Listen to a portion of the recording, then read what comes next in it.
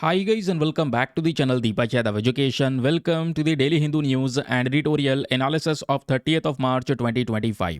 तो गाइज आज है तारीख 30 मार्च 2025 और है संडे। देखेंगे आज के द हिंदू कंप्लीट न्यूज़पेपर को एनालाइज करेंगे। बट लेक्चर में आगे बढ़ने से पहले अगर आपको इस लेक्चर का पीडीएफ चाहिए तो क्या करना है, सबसे पहले टेलीग्राम पर जाना, वहां पे जाके सर्च बॉक्स में लिखना दीपक यादव एजुकेशन पीडीएफ, आपको मेरा टेलीग्राम चैनल मिल जाएगा। वहां से आप इस लेक्चर के डॉक्यूमेंट को डाउनलोड कर पाओगे। नाउ हमेशा की तरह हम लोग अपने लेक्चर को एक मैप के क्वेश्चन के साथ स्टार्ट करेंगे। तो आज आप सभी को मैप में जाकर देखना है बोलीविया को कहाँ पर है एग्जैक्टली लोकेटेड, इसको अच्छे से मैप में देखना। देन उसके बाद आकर नीचे कमेंट सेक्शन में टाइप करना, जिससे कि आप लोग इसको लंबे समय तक याद रख पाओगे। तो चलिए शुभारंभ करते हैं और चलते हैं सबसे पहले थंबनेल वाले इंपॉर्टेंट आर्टिकल की तरफ, क्योंकि आज के हमारे न्यूज़पेपर के अंदर तो काफ़ी कुछ है डिस्कस करने के लिए, जहां से आप लोग नोट्स क्रिएट कर सकते हैं। प्रीलिम्स के लिए बहुत सारे फैक्ट्स हैं आज के अखबार में, कहाँ कहाँ से क्या क्या पढ़ना है, कैसे नोट्स जनरेट करने हैं अपने न्यूज़पेपर के साथ में, वो सब कुछ यहाँ पे दोस्तों हम डेली बेसिस पे कवर करते हैं, है ना।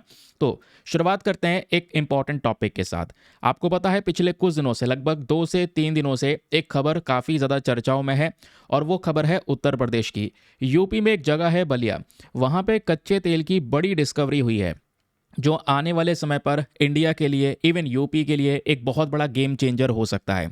तो ये जो क्रूड ऑयल की डिस्कवरी है, ये भारत के लिए कितना ज़्यादा इंपॉर्टेंट रोल प्ले करेगी आगे जाके, वो भी मैं आप लोग को समझाऊंगा। लेकिन उससे पहले आप लोग कुछ इंपॉर्टेंट न्यूज़ आर्टिकल्स यहाँ पर देख सकते हैं। ये कुछ खबरें आपके सामने प्रेजेंट होंगी। Ballia crude oil discovery, 300 kilometre belts of oil discovered in this small city of Uttar Pradesh. उसी तरीके से दोस्तों यहाँ पर आप देख पाओगे और भी ढेरों न्यूज़ आर्टिकल पब्लिश हो रहे हैं। ये जो डिस्कवरी है ऐसा नहीं है अचानक से हुई है, इस डिस्कवरी को लेकर बहुत पहले से काम चल रहा था। यहाँ पे आप देख पाओगे दोस्तों 31 जनवरी 2025 का आर्टिकल है, आज है 30th ऑफ मार्च। आज से लगभग 3 महीने पहले यहाँ पर आप देख पाओगे टाइम्स ऑफ इंडिया में ये खबर पब्लिश हुई थी कि जो ओएनजीसी है, जो एक इंपॉर्टेंट बॉडी है जिसको हम बोलते हैं oil and natural gas corporation, इन्होंने शुरुआत कर दिया था ड्रिलिंग करना, एकदम खुदाई करना और एक्सप्लोर करना कि बलिया डिस्ट्रिक्ट में क्या इस पर्टिकुलर रीजन में हाइड्रोकार्बन्स प्रेजेंट है या नहीं। हाइड्रोकार्बन समझ रहे हैं, हम बात कर रहे हैं यहाँ पर इसी क्रूड ऑयल और नेचुरल गैस के बारे में। तो ये जो क्रूड ऑयल रिजर्व्स हैं, ये इसका मतलब आपको समझ में आया, जहाँ पे हम कच्चे तेल की खोज कर रहे हैं, और यही कच्चा तेल आज भारत की इतनी बड़ी जनसंख्या की जो पेट्रोल की डिमांड है ये सब पूरा कर रहा है, क्योंकि इसी कच्चे तेल को रिफाइन किया जाता है। तो अगर यहाँ पर ये क्रूड ऑयल की मैसिव डिस्कवरी होती है तो भविष्य में हम ये देखेंगे कि बलिया रीजन के अंदर में बहुत सारी रिफाइनरीज इन्वेस्टमेंट करने वाली हैं, और भी बहुत सारा डेवलपमेंट्स वहाँ पे होगा, लोगों को बहुत सारे बेनिफिट्स होते हुए नजर आएंगे। और उससे भी खतरनाक चीज़ यह है कि करंट समय पर जो बलिया वाला रीजन है, यहाँ पे कोई ज़्यादा डेवलपमेंट नहीं हुआ है, ठीक है, यहाँ पे कोई ज़्यादा विकास नहीं है। तो ये जो डिस्कवरी है इस पर्टिकुलर रीजन के लिए बताया जा रहा है, इसलिए एक बहुत बड़ा गेम चेंजर हो सकती है। सबसे पहले हमें ये जानना होगा कि एग्जैक्टली ये पर्टिकुलर रीजन है कहाँ पे। आइए जरा मैं आपको थोड़ा सा ये मैप वगैरह दिखा देता हूँ ताकि क्लैरिटी मिले। न्यूज़ आर्टिकल, ये सोर्सेज तो आपने देख ही लिए होंगे, है ना। अभी और विस्तार से हम लोग यहाँ पर खबरों के बारे में चर्चा करने वाले हैं। सबसे पहले दोस्तों मैप पे चलते हैं। ये आपको देखने को मिलेगा हमारा इंडिया का मैप। हमें कहाँ पे चलना है, हमें चलना है दोस्तों यूपी की साइड। यहाँ पे आपको दिख रहा होगा यह है उत्तर प्रदेश, और उत्तर प्रदेश का ये रहा प्रयागराज, और ये रहा पटना। पटना बेसिकली यहाँ पर बिहार की कैपिटल है। तो आपको पता है यूपी बॉर्डर जो है एक शेयर करता है बिहार के साथ में, बीच में यहाँ पर इनका एक बॉर्डर देखने को मिलेगा। अब यहाँ पर इसी प्रयागराज की साइड में हम जूम करते हैं तो थोड़ा सा और ऊपर की साइड में चलेंगे, आपको दिख रहा होगा ये रहा बलिया। ये गंगा नदी है, गंगा नदी के किनारे आपको यहाँ पर ये बलिया दिख रहा होगा। इसको जूम करें दोस्तों तो ये पूरा का पूरा रीजन इस तरीके से आपको यहाँ पर नजर आएगा, ठीक है। यहीं पर हम इस बड़ी डिस्कवरी की बात कर रहे हैं जिसके चर्चाएं चारों तरफ हो रही हैं। बताया जा रहा है क्या गेम चेंजर हो सकता है, क्या इंडिया एक मतलब यूपी जो है भारत के लिए एक ऑयल हब बन सकता है, ये सब कुछ जानना जरूरी है। देखो बिल्कुल एक पॉसिबिलिटी है, क्योंकि इंडिया का अगर हम लैंड देखते हैं तो वो बहुत ही ज़्यादा पुराना है। अगर आप देखोगे, आपने अगर ज्योग्राफी वगैरह पढ़ी है तो ये अफ्रीकन कॉन्टिनेंट जो है, यहीं से यहाँ पे क्या हुआ था, ये हिस्सा जो है भारत का ये टूटा, और उसके बाद में ये ऊपर जाके शिफ्ट हुआ। जैसे यहाँ पर ये ऊपर जाके शिफ्ट हुआ, आपको पता है ये जो इंडियन प्लेट है ये टकराती है ऊपर वाली प्लेट के साथ में, जिससे यहाँ पे फोल्ड माउंटेन्स जनरेट होते हैं, हिमालयाज की हम लोग यहाँ पर बात कर रहे हैं, समझ रहे हैं। तो ये हिस्सा वैसे अफ्रीका का है, और अफ्रीका करंट समय पर आपको पता है कितने सारे मिनरल्स में, रिसोर्सेज में, रिजर्व्स में कितना सारा भंडार यहाँ पे आपको देखने को मिलता है ना। तो इस वजह से कहीं ना कहीं एक बहुत बड़ा कनेक्शन है। ओएनजीसी लगातार इस प्रकार के जो रिसर्च हैं, एक्सप्लोरेशंस है, वो यहाँ पर करता रहता है। और इन्होंने ओएनजीसी ने पिछले साल 2024 में बड़े बड़े रीजन्स के अंदर में इस प्रकार की ऑयल डिस्कवरी की है, और ऐसी ऑयल डिस्कवरी होना भारत के लिए बहुत ही ज़्यादा ज़रूरी है। क्योंकि अब प्रॉब्लम यह है, आज इंडिया की जब हम लोग बात करते हैं दोस्तों, तो ये तो आपको पता होगा कि इंडिया का जो पूरा का पूरा डिपेंडेंस है किसके ऊपर, भारत की जो निर्भरता है ऑयल के ऊपर में, वो बहुत ही ज़्यादा है। और हम लोग कोई ज़्यादा प्रोड्यूस तो कर नहीं रहे, तो हमें बाहर से मंगाना पड़ता है। और 85% आप इमेजिन करो, आज जितनी भी पॉपुलेशन है उसकी 85% जो ज़रूरत है दोस्तों, यहाँ पर हम क्रूड ऑयल को बाहर से इंपोर्ट करके पूरा कर रहे हैं। इस वजह से यहाँ पर इस डिस्कवरी के बारे में इतना ज़्यादा डिस्कशन हो रहा है। समझ गए? अब थोड़े से यहाँ पर बेसिक नोट्स मैं आपके रेडी करवा रहा हूँ, इसको याद रखिएगा। ये कुछ आपको स्ट्रक्चर दिख रहा होगा कि क्या क्या चीज़ें नोट डाउन करनी है इस पर्टिकुलर आर्टिकल से, कैसे कैसे यहाँ पे पढ़ना है। नोट नहीं करना चाहते हो, टाइम नहीं है, तो उसका भी एक सोल्यूशन मैं आपको इस आर्टिकल के बाद बताऊँगा, ठीक है। तो क्रूड ऑयल डिस्कवरी की बात हो गई, आइए अब थोड़ी सी आगे की बात करते हैं। तो मेजर क्रूड ऑयल कहाँ पे डिस्कवर हुआ है, क्वेश्चन बन जाए तो याद रखना, उत्तर प्रदेश के अंदर बलिया डिस्ट्रिक्ट में। और इस डिस्ट्रिक्ट में एक छोटा सा गांव है जिसका नाम है सागरपली विलेज। और ये जो पूरा ड्रिलिंग ऑपरेशन है, ये किसने शुरू किया है? Oil and natural gas corporation ने यहाँ पर ये पूरा का पूरा ऑपरेशन शुरू किया था। ये जो ऑयल बेल्ट बताई जा रही है, ये बहुत बड़ी रेंज में फैली हुई है, 300 किलोमीटर्स में फैली हुई है। बलिया से लेकर प्रयागराज का पापामाऊ तक आपको ये पूरा का पूरा रेंज देखने को मिलेगा, जहाँ पे ये ऑयल डिस्कवरी बताई जा रही है। और कितनी गहराई में? लगभग 3000 मीटर की गहराई तक यहाँ पर ये जो पूरा रिसर्च है वो किया गया है। और सबसे इम्पॉर्टेंट बात देखो, जो अभी रिसर्च की गई है ना ओएनजीसी की साइड से, ओएनजीसी ने एक परिवार से उनकी ज़मीन को रेंट पर लिया, लीज पर लिया। लगभग 6.5 एकड़ की ज़मीन एक परिवार से रेंट पर लिया। और वो परिवार पता है किनका है? वो परिवार हमारे फ्रीडम फाइटर चिट्टू पांडे जी का है, ठीक है। और इनके फैमिली मेंबर्स को 10 लाख रुपीस पर ईयर के हिसाब से आने वाले 3 साल तक मिलते रहेंगे, ठीक है।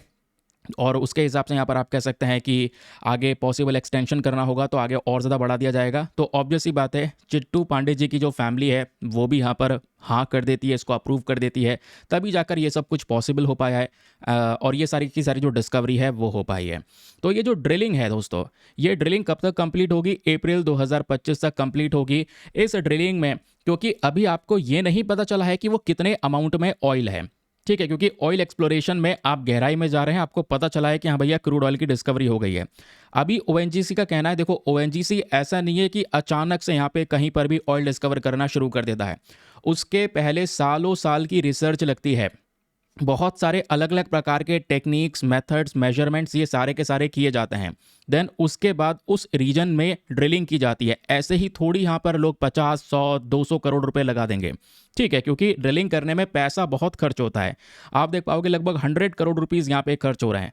तो इस वजह से यहाँ पे आप देखोगे 25,000 लीटर जो पानी है वो डेली ऑपरेशंस के लिए चाहिए। तो पानी की जो रिक्वायरमेंट है वो बहुत ज़्यादा होने वाली है इस ड्रिलिंग के अंदर में। अप्रैल 2025 तक ये सब कुछ कंप्लीट करने की यहाँ पर बात हो रही है। तो हमें थोड़े टाइम बाद पता चलेगा कि आखिरकार जो ये ऑयल रिजर्व्स हमको मिले हैं उसका एग्जैक्ट अमाउंट क्या है। फिर बात आती है इकोनॉमिकल एंड इंडस्ट्रियल इम्पैक्ट। ये जो ऑयल प्रोडक्शन हुआ है दोस्तों, इस ऑयल का एक सबसे बड़ा जो महत्वपूर्ण हिस्सा है वो क्या है? देखो, मैंने जैसा आपको बताया, भारत आज कच्चे तेल के इंपोर्ट के ऊपर में ज़्यादा निर्भर है।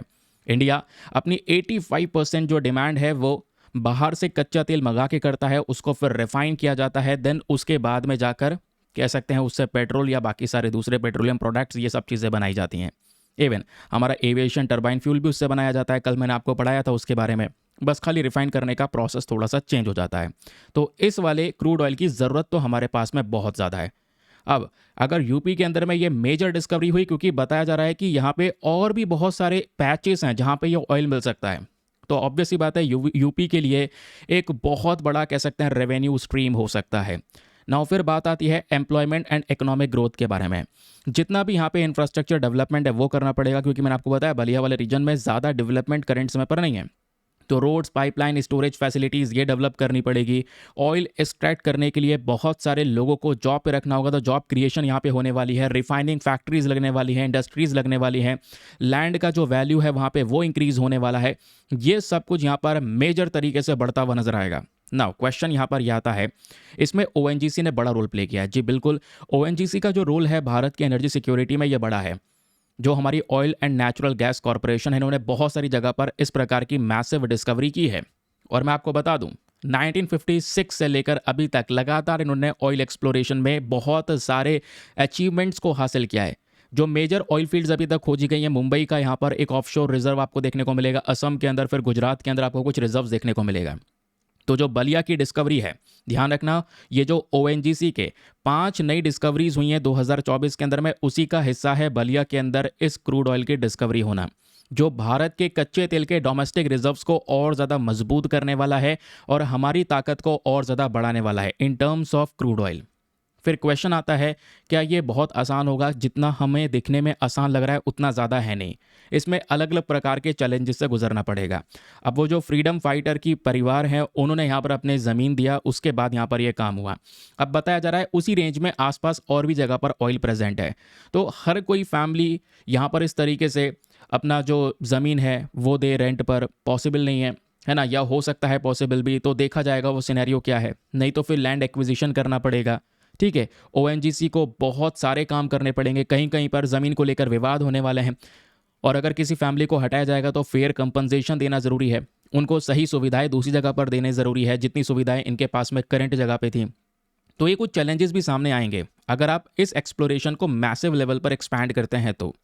फिर अब दूसरी प्रॉब्लम यह है, जैसे मैंने आपको बताया, इस ड्रिलिंग के अंदर में 25,000 लीटर्स वाटर की ज़रूरत है, वो भी डेली बेसिस पे। तो जितने भी लोकल वाटर रिसोर्सेज हैं, इन पे एक भयंकर इम्पैक्ट पड़ने वाला है।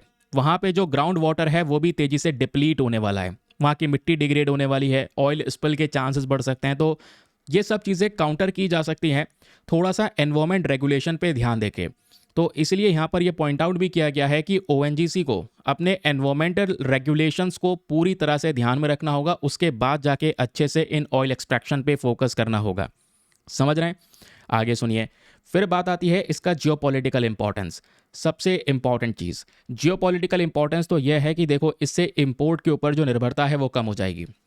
इंडिया जो है करंट समय पर दुनिया का तीसरा सबसे बड़ा ऑयल कंज्यूमर है दुनिया का। और ऑयल कंज्यूमर की जब मैं बात करता हूं तो हम मिडिल ईस्टर्न नेशन से, रशिया से, यूएस से बहुत सारा जो कच्चा तेल है वो परचेज करते हैं। अब बलिया के अंदर में अगर ये डिस्कवरी मान लो बहुत ज़्यादा मैसिव हो जाती है, कुछ निर्भरता यहाँ पे कम करती है इन देशों के ऊपर में, तो ऑब्वियस सी बात है इस ऑयल के प्राइस में भी काफ़ी बड़ा सुधार हमको देखने को मिल सकता है। ठीक है, तो ये कुछ बेसिक चीज़ें हैं। फिर मैंने आपको बताया अलग अलग इंडस्ट्रीज, चाहे वो रिफाइनिंग हो, पेट्रोकेमिकल इंडस्ट्रीज़ हो या दूसरे और एंसिलरी इंडस्ट्रीज़ हो, उनका इन्वेस्टमेंट भर भर के इस पर्टिकुलर रीजन में आ सकता है।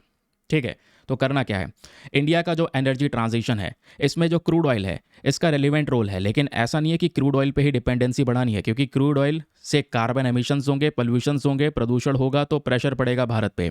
तो हमें करना क्या है, हमें एक बैलेंस्ड अप्रोच रखना है। फॉसिल फ्यूल को आप एक्सप्लोर कीजिए, क्योंकि अब इतनी जल्दी तो ऐसा नहीं है कि हम सीधा सीधा ग्रीन एनर्जी की तरफ बढ़ सकते हैं। अभी बहुत साल लगने वाले हैं, बहुत टाइम लगने वाला है। तो अब तब तक तो पोल्यूशन होगा, तब तक आपको रिक्वायरमेंट जो है, तब तक की ज़रूरत इन ऑयल से पूरी हो सकती है।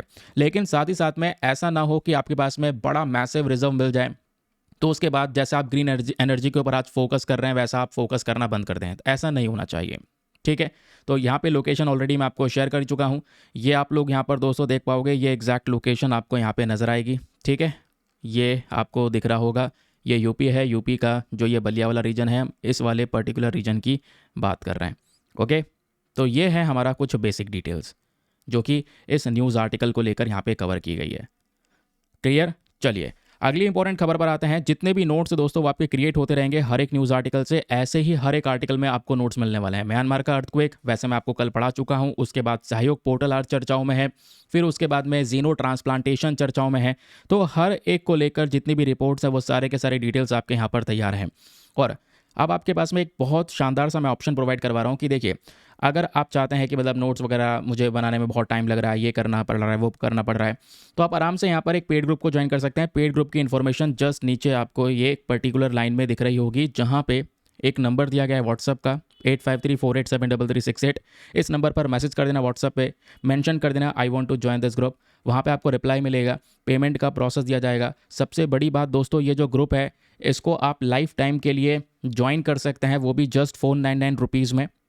तो आपको लाइफ टाइम एक्सेस मिल जाएगा। जब तक आपका सिलेक्शन ना हो जाए तब तक आप इस ग्रुप को ज्वाइन करके रखें। सारा कंटेंट डेली अपलोड होता है और बिलीव में जैसे आप यहाँ पर इन्वेस्टमेंट करते हैं, ग्रुप में ज्वाइन होते हैं, आपको लगेगा मेरा जो पूरा अमाउंट है वो रिकवर हो चुका है, क्योंकि इतना कंटेंट ऑलरेडी यहाँ पर पहले पड़ा हुआ है। वो सब कंटेंट का एक्सेस आपके सामने यहाँ पर आ जाता है। अब जैसे ये कैसे पीडीएफ आपको मिलेंगे, जितने भी आपने यहाँ पर नोट्स देखे यूपी को लेकर, जो हमने अभी ऑयल डिस्कवरी के बारे में बात की है, ऐसे हर एक न्यूज़ आर्टिकल को लेकर आपके नोट्स क्रिएट किए जाते हैं। वो सब हिंदी और इंग्लिश दोनों भाषाओं में मिलते हैं इस ग्रुप के अंदर में सिमिलर तरीके से। जैसा आप ये देख पा रहे हो, ये पीडीएफ हमारे सामने प्रेजेंट है। ये पीडीएफ इंग्लिश में है। ये कल का पीडीएफ है, 29 मार्च का पीडीएफ है। जो भी हमने कल पढ़ा था वो सब कुछ इस तरीके से ऑर्गेनाइज करके दिया जाता है ताकि आपकी प्रिपरेशन में बहुत ज़्यादा आसानी हो जाए, ज़्यादा कन्फ्यूज़न ना हो। कहीं पर आर्टिकल लगे हुए हैं, आर्टिकल के साथ साथ इसके डिटेल्ड नोट्स हैं, वो सब आपको देखने को मिलेगा।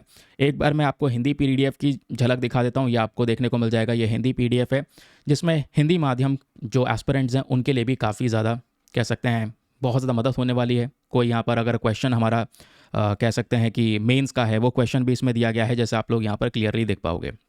ठीक है, चलें फिर आगे। चलिए दोस्तों, अगली खबर पर आते हैं। नेक्स्ट जो न्यूज़ आर्टिकल है ये भी बहुत काम का है। इसको जीएस पेपर नंबर 1 ज्योग्राफी के पॉइंट ऑफ व्यू से लिंक करना है। वैसे तो इसके बारे में हर एक इन्फॉर्मेशन कल मैं आपको पढ़ा चुका हूँ, हर एक चीज़ मैं आपको कल पढ़ा चुका हूँ। पता है ना, भूकंप कैसे आता है, टेक्टोनिक प्लेट्स की थ्योरी वगैरह वगैरह सब कुछ कवर कर चुके हैं। ये जो आर्टिकल है आज बस खाली यहाँ पर कल वाले आर्टिकल का एक नया अपडेट है। आपको पता है रिसेंटली म्यांमार के अंदर में एक बहुत ज़्यादा भयंकर भूकंप आता है। ठीक है, वैसे जो इस भूकंप से इम्पैक्ट हुआ है वो म्यांमार के साथ साथ दोस्तों थाईलैंड भी इम्पैक्ट हुआ है। ठीक है, दोनों पड़ोसी देश हैं। लेकिन थाईलैंड के अंदर में जो वहाँ का इंफ्रास्ट्रक्चर था, वहाँ की जो बड़ी बड़ी बिल्डिंग्स है, जो आपने वीडियो देखा है ऊपर स्विमिंग पूल से पानी गिर रहा है, तो वो जो बिल्डिंग्स है दोस्तों वो ज़्यादा अर्थक्वेक रेजिलियंट है। ठीक है, जहाँ पे अर्थक्वेक का ज़्यादा इम्पैक्ट नहीं पड़ा है। लेकिन म्यांमार के अंदर में जो बिल्डिंग्स थी वो इतनी ज़्यादा अर्थक्वेक रेजिलियंट नहीं थी। तो म्यांमार में जो सिचुएशन है करंट समय पर वो बहुत ख़राब है। डिस्ट्रक्शन भयंकर लेवल पर मचा है। ये आप देख पाओगे, म्यांमार के एक इंपॉर्टेंट शहर मांडले का है। ये फोटो प्रेजेंट है। पूरी तरह से जो कॉम्प्लेक्स है वो डिस्ट्रॉय हो चुका है। कितने लोगों की जान जा चुकी है आपके सामने ये नंबर प्रेजेंट है। बताया जा रहा है कि यहाँ पे म्यांमार के अर्थक्वेक के अंदर में लगभग 1600 लोगों की जान जा चुकी है। ये नंबर उन लोगों का है जिनकी डेथ हो चुकी है दोस्तों। आप इमेजिन कीजिए जो लोग घायल होंगे उनका नंबर कहाँ होगा। तो आप सोचोगे कि वो कितना नंबर होगा। तो यहाँ पे इसी आर्टिकल में मेंशन किया जा रहा है जिन लोगों की जान गई है वो है 1644, लेकिन जो घायल लोग हैं उनकी संख्या जा चुकी है 3400। 3500 के आसपास लोग इंजर्ड हैं बुरी तरह से। इसमें से 140 के आसपास लोग ऐसे हैं जो मिसिंग हैं, जो बेसिकली बिल्डिंग्स के मलबे में दब चुके हैं।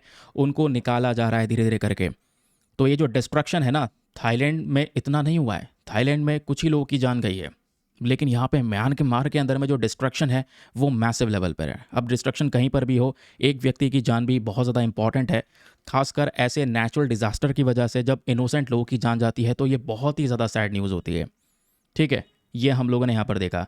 बताया जा रहा है म्यांमार में पिछले 10 साल में इतना ज़्यादा मैसिव डिस्ट्रक्शन या इतना भयंकर अर्थक्वेक नहीं आया है, क्योंकि इस अर्थक्वेक का जो एपिसेंटर था, जहाँ पे सबसे ज़्यादा बर्बादी होती है भूकंप के आने की वजह से, वो एपिसेंटर अब की बार म्यांमार में ही प्रेजेंट था। और ये कितने मैग्नीट्यूड का अर्थक्वेक का था?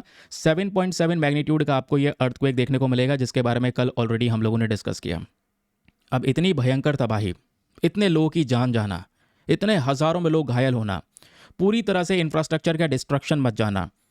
तो दोस्तों यहाँ पे दुनिया भर के एक दो देश हैं वो मदद करने के लिए खड़े हो चुके हैं। इसमें जो सबसे पहला रिस्पॉन्डर है वो है भारत। भारत ने अपना ऑपरेशन लॉन्च कर दिया है म्यांमार की मदद करने के लिए। नाम याद रखना, नाम है ऑपरेशन ब्रह्मा। तो ऑपरेशन ब्रह्मा के तहत यहाँ पे ये सारी की सारी जो डिटेल्स हैं वो आपको देखने को मिल जाती हैं। ठीक है, बहुत ही ज़्यादा इंपॉर्टेंट है। मैं आपको थोड़ा सा बताता हूँ, कई बार आप लोगों से पूछा भी जाएगा। तो प्रधानमंत्री नरेंद्र मोदी जी ने म्यांमार के जो जनरल हैं ऑंग मिंग लैंग, इनके साथ में कुछ बातचीत भी की है सैटरडे में, और ये बोला है कि भारत कुछ सपोर्ट भेज रहा है। ह्यूमैनिटेरियन असिस्टेंस हम लोगों ने इंडिया से भेजा है। तुरंत हम लोगों ने ये असिस्टेंस भेजा है इस अर्थक्वेक के बाद में, ताकि थोड़ा बहुत म्यांमार को सपोर्ट मिल सके। इंडिया ने पूरा ऑपरेशन शुरू कर दिया है जिसका नाम है ऑपरेशन ब्रह्मा। इसमें हम म्यांमार की मदद कर रहे हैं। जितने लोगों की जान गई है, अभी मलबे में काफ़ी लोग दबे हैं, उनको भी धीरे धीरे करके निकाला जाएगा।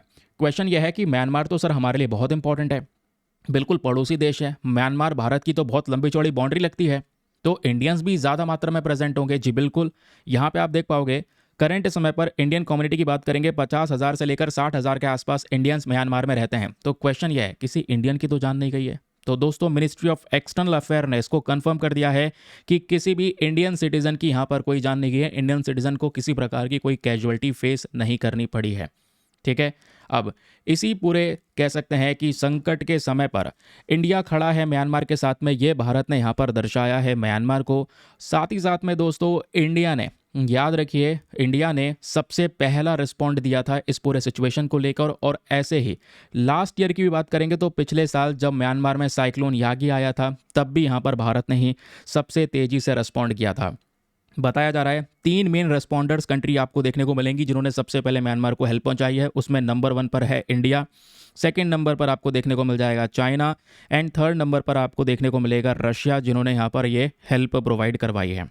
ठीक है, फिर इंडियन नेवी ने भी ऑलरेडी अपने 4 शिप तैनात कर दिए हैं। ये चारों शिप बहुत सारा सामान लेके एक ह्यूमैनिटेरियन असिस्टेंस प्रोवाइड करवाने जा रहे हैं म्यांमार के अंदर में। आई होप आपको ये पूरा का पूरा जो अपडेट है करंट समय पर म्यांमार थाईलैंड को लेकर वो क्लियर हो चुका है। काफ़ी दिनों से खबर कवर हो रही थी, तो सोचा यहाँ पर कल तो हम लोगों ने डिस्कशन कर ही लिया था, आज हम लोगों ने यहाँ पर जो भी नया अपडेट है वो भी यहाँ पर इसमें समझ लिया है। ठीक है, चलिए फिर आगे आते हैं अगली इंपॉर्टेंट खबर की तरफ। नेक्स्ट न्यूज़ आर्टिकल हमारे लिए बहुत ही ज़्यादा काम का है। आज के न्यूज़पेपर में जो पहले वाला आर्टिकल हमने पढ़ा था वो तो फ्रंट पेज पर पेज नंबर 1 पे देखने को मिलेगा, लेकिन ये जो आपको आर्टिकल दिख रहा है दोस्तों, ये आपका पेज नंबर 4 पे प्रेजेंट है, याद रखिएगा। और ये पेज हमारे लिए बहुत ही ज़्यादा ज़रूरी है, ठीक है, क्योंकि इसमें हम बात करने वाले हैं एक इंपॉर्टेंट पोर्टल के बारे में। इवन इस पूरे न्यूज़ आर्टिकल से जो एक चीज़ आपने पढ़नी है, क्योंकि ये article GS paper number 2 politically relevant है, और जो इकलौती चीज़ आपने पढ़नी है वो यहाँ पर है सहयोग पोर्टल। मैंने इस आर्टिकल में आगे लिख भी दिया है, मार्क भी कर दिया है। पहले मैं आपको थोड़ा सुना देता हूँ ये पूरा मामला एग्जैक्टली क्या चल रहा है। कुछ इंपॉर्टेंट चीज़ों को मैंने न्यूज़पेपर के अंदर में हाईलाइट कर रखा है। बताया ये जा रहा है रिसेंटली जो x.com है, मैं बात करता हूँ x.com, जो पहले ट्विटर के नाम से जाना जाया करता था। ये ट्विटर रिसेंटली हमारे हाईकोर्ट में पहुँचता है, कर्नाटका हाईकोर्ट में, और ये कहता है कि जो सरकार है, करंट समय पर जो गवर्नमेंट है, वो बार बार अपने एक पोर्टल, अपनी एक वेबसाइट का यूज़ कर रही है जिसका नाम है सहयोग पोर्टल। और इस सहयोग पोर्टल के जरिए x.com से बार बार बोला जा रहा है अलग अलग पोस्ट को टेक डाउन करने के लिए, और ऐसी बहुत सारी रिक्वेस्ट लगा दी गई हैं ट्विटर के ऊपर में कि ये पोस्ट हटाओ, ये पोस्ट हटाओ, ये पोस्ट हटाओ।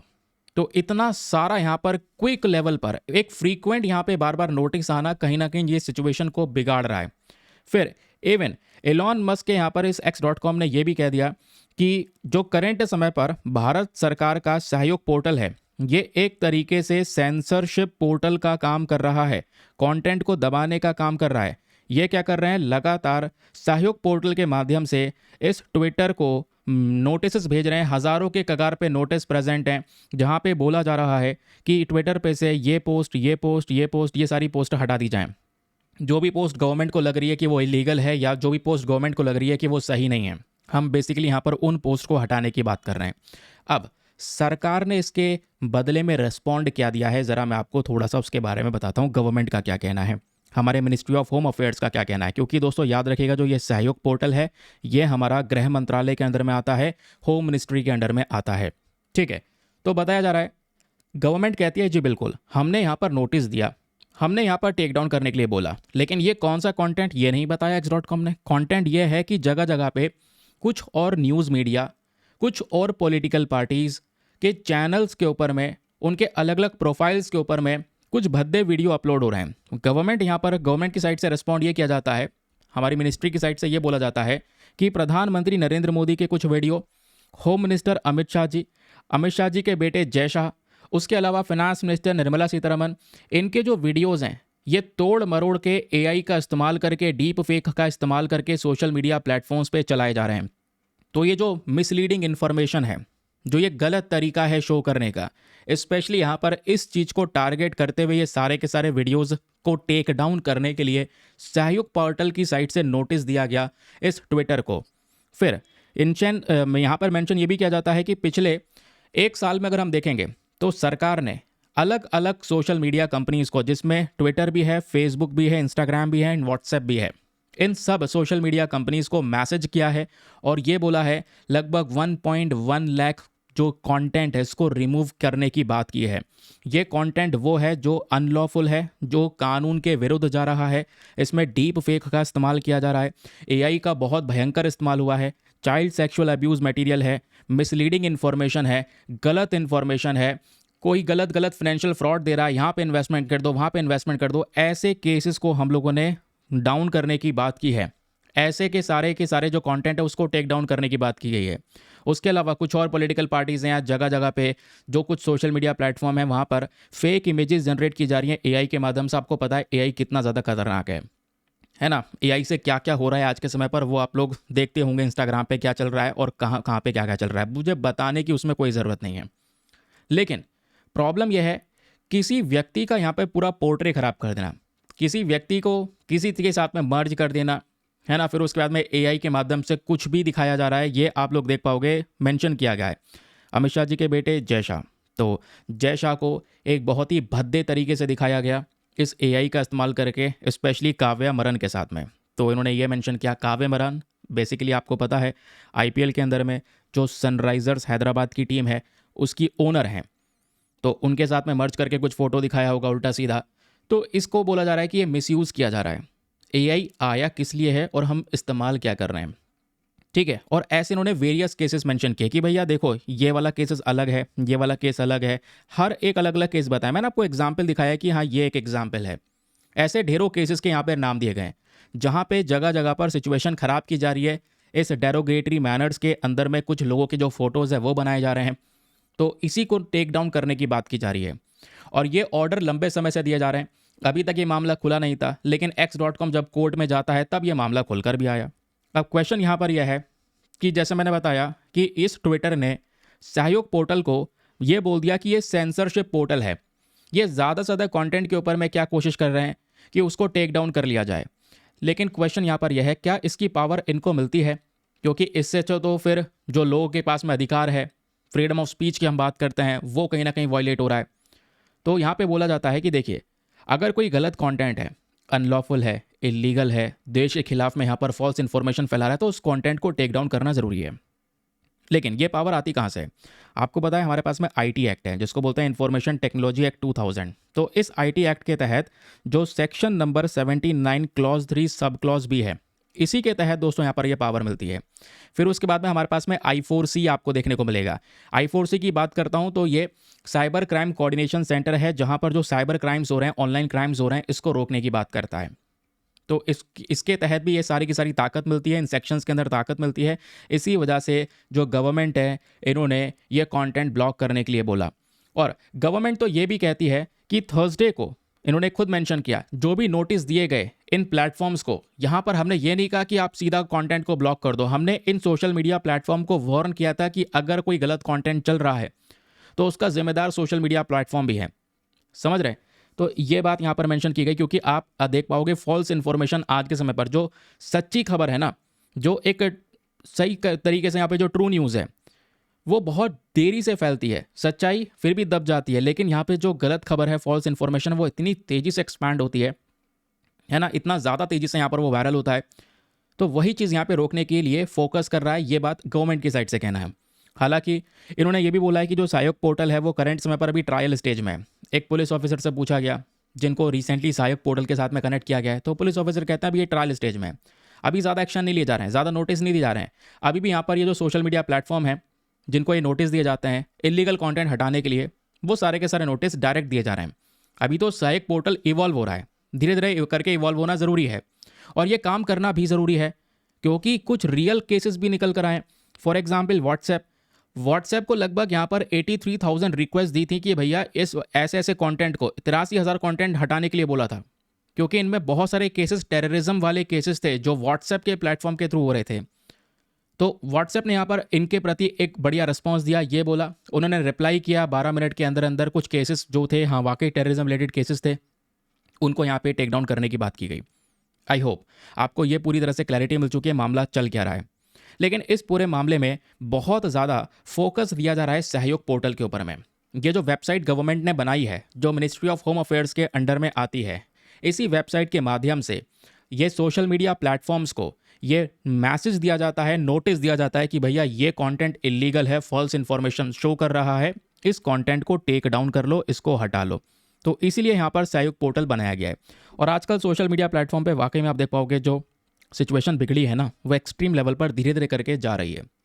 ठीक, अब एग्जामिनेशन में कुछ क्वेश्चन बन जाए कि बताओ भैया, यहाँ पर देखो प्रीलिम्स के लिए जो यहाँ पे रेलिवेंट चीज़ है वो सहयोग पोर्टल है, यहीं से क्वेश्चन बनेगा एग्जाम में। तो इसकी कौन से मिनिस्ट्री के अंदर में आ रहा है, इसके मेन ऑब्जेक्टिव्स क्या है, इसमें क्या क्रिटिसिज्म फेस करने को मिल रहा है, ये कुछ बेसिक डेटा तैयार करके चलिएगा। तैयार कैसे करना है, आइए मैं आपको बैकग्राउंड नोट्स इसके कवर करवाता हूँ। आपके सामने ये प्रस्तुत हो रहे हैं नोट्स। चलिए मेरे साथ में ध्यान दीजिए, आपके सामने कर्सर चल रहा है, मैं आपको अच्छे से बहुत अच्छे से एक्सप्लेन करने की कोशिश करता हूँ। सहयोग पोर्टल मैंने आपको बता दिया, digital platform ministry of home affairs ने लॉन्च किया। मेन पर्पस क्या है, जो ऑनलाइन कंटेंट है उसको ब्लॉक करना अलग अलग सोशल मीडिया प्लेटफॉर्म पे। और इस सहयोग पोर्टल को ताकत कहाँ से मिलती है, आईटी एक्ट यानी इन्फॉर्मेशन टेक्नोलॉजी एक्ट 2000। इसका मेन पर्पस क्या है, जितना भी अनलॉफुल कंटेंट है उसको आराम से सोशल मीडिया प्लेटफॉर्म से रिमूव कर देना, उसको सर्कुलेट ना होने देना। सहयोग पोर्टल का मेन ऑब्जेक्टिव क्या है, जितने भी यहाँ पर साइबर क्राइम्स हो रहे हैं उसको रोकना, उसको इन्वेस्टिगेट करना। साथ ही साथ में सहयोग पोर्टल में ऐसा नहीं है केवल गवर्नमेंट है, सहयोग पोर्टल में जितनी भी सरकारी अथॉरिटीज़ हैं, सोशल मीडिया प्लेटफॉर्म है, इन सब का एक बहुत अच्छा कनेक्शन बैठता है, क्योंकि इन्हीं प्लेटफॉर्म्स के माध्यम से हम इन सोशल मीडिया प्लेटफॉर्म को कंटेंट को ब्लॉक करने के लिए नोटिस को जारी करते हैं। तो एक यहाँ पे क्या हो रहा है, government, social media platform, police सब एक ही जगह पर इंटीग्रेट होकर काम करती है। नाउ क्वेश्चन यह है, सहयोग पोर्टल के इंपॉर्टेंट फीचर्स क्या हैं। सबसे पहला फीचर वही नोटिस देना, कुछ भद्दे कंटेंट को हटाने के लिए। जैसे मैंने आपको बताया, कंटेंट ब्लॉकिंग का ये पूरा मामला निकल कर आता है जहाँ पे कोई इलीगल एक्टिविटीज़ इन्वॉल्व है। मान लो कहीं पर हेट स्पीच प्रमोट हो रही है, किसी रिलीजन के खिलाफ में कोई भड़का रहा है, मिस इन्फॉर्मेशन चल रहा है, साइबर थ्रेट हो रहा है, कम्युनल टेंशंस हो रही हैं, terrorism, child exploitation, national security के को लेकर कोई केस है, तो ऐसे केसेस के अंदर में कंटेंट ब्लॉक करने के लिए सहयोग पोर्टल के माध्यम से ये नोटिस दिया जाता है इन सोशल मीडिया प्लेटफॉर्म्स को। ठीक है, ये क्लियर हो गया। देन उसके बाद दोस्तों यहाँ पर बात आती है इंटरमीडिएट एंड एजेंसी कोलैबोरेशन की। जैसे मैंने आपको बताया कि ये जो वेबसाइट है ये एक तरीके से एक ब्रिज का काम करता है। ये जो वेबसाइट है इसके अंदर में अगर आप देखोगे, चाहे सोशल मीडिया कंपनीज हो, डिजिटल प्लेटफॉर्म्स हो, ये सारे के सारे साथ में इकट्ठे होते हैं, साथ में इंटीग्रेट होकर काम करते हैं। आज हम इस प्रकार के जो अनलॉफुल कंटेंट है इसको ऑनलाइन ब्लॉक करने के लिए बहुत सारे लॉज लेकर बैठे हैं, जिसमें हमारे पास में आईटी एक्ट 2000 आपको देखने को मिल जाएगा, जो ऑनलाइन कंटेंट को ब्लॉक करने के लिए बताता है। इंटरमीडिएट गाइडलाइंस 2021 वाले नियम आपको देखने को मिल जाएंगे। साइबर सिक्योरिटी इनिशिएटिव्स में हमने I4C मैंने आपको बढ़ाया, साइबर क्राइम्स को रोकने के लिए हम लोगों ने अलग अलग बॉडीज़ बनाई है। इवन साइबर क्राइम को रोकने के लिए, उसको रिपोर्ट करने के लिए भी एक वेबसाइट बनाई गई है जिसका नाम है national cyber crime reporting portal. तो इसके बेनिफिट्स क्या होंगे, देश की सुरक्षा, कोई प्रोपेगेंडा, मिस इन्फॉर्मेशन को फैलने से रोका जाएगा, डिजिटल स्पेस को रेगुलेट किया जाएगा, डिजिटल गवर्नेंस को मजबूत किया जाएगा, कोई भी साइबर क्राइम का केस होगा तो तुरंत उसके खिलाफ एक्शन लिया जाएगा। नाउ फिर आते हैं यहाँ पर कुछ चैलेंजेस, इसमें कुछ दिक्कतें भी हैं। सबसे पहली दिक्कत है पोटेंशियल फॉर मिसयूज़, कि भाई यहाँ पर इसका गलत उपयोग भी हो सकता है ना। लोगों की जो आवाज़ है वो दबाई भी जा सकती है कि भैया यहाँ पर ऐसा लग रहा है कि ये कुछ मुद्दा उठाया जा रहा है, तो इस चक्कर में क्या हुआ, उसका कंटेंट टेक डाउन करने के लिए नोटिस दिया जा सकता है गवर्नमेंट की साइड से। तो यहाँ पे ट्रांसपेरेंसी मेंटेन होना बहुत ज़्यादा ज़रूरी है। ठीक है, आप ट्रांसपेरेंसी मेंटेन करेंगे, अपने कंटेंट को क्यों रिमूव किया है फेयरनेस के साथ में दर्शाएंगे तो ज़्यादा बेटर रहेगा।